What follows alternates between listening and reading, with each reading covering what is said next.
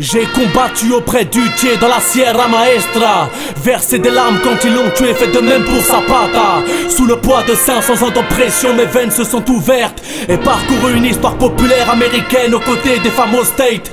Épousé la révolte de Jackson et vu devant mes yeux la mort. Connu l'histoire du Black Panther parti auprès de Newton et crié mort au port. J'ai haï les matins plus de 20 ans comme Jean-Marc Rouillant, entre grève de la faim et torture blanche, sans repentance et sans reniement. J'ai pleuré, crié, espéré, lutté pendant la guerre d'Espagne. Me suis réfugié avec des basques dans les villages de Bretagne. Porté le drapeau de la CNT dans la colonne de fer. Me suis enfui du bagne de Cayenne avec au pied les fers. J'ai affronté Big Brother en 1984. Combattu dans les milices du Poum avec Orwell, dans la crasse des tranchées face aux attaques. Monté des barricades pendant la commune de Paris. Dos au mur comme les fédérés, la tête haute devant les fusils. J'ai crié Yabasta le 1er janvier 94. Bouffé 6 ans de tôle avec mon père et les Tupamaros.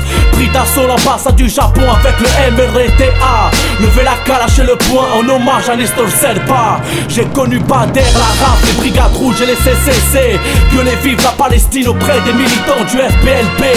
J'ai vu Carlo Giuliani tomber sous les balles de la police du Capital. Concentré tellement de rage dans mes putains de veines, prêt à exploser comme un black bloc à Seattle ou à Gênes. J'ai arpenté le couloir de la mort auprès de Léonard Pelletier et de Moumia. Lutté pour l'indépendance du Sahara et crevé dans les prisons de Kenitra.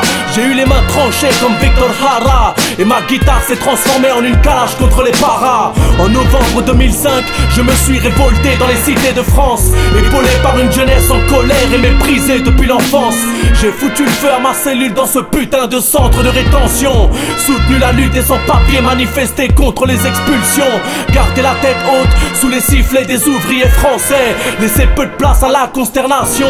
Fils de prolo étranger, héritier des luttes de l'immigration.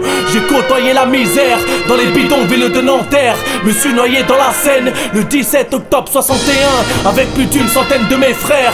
J'ai vu pleurer ma mère, ses larmes coulant sur le corps de mon petit frère. Nouvelle victime d'une bavure policière.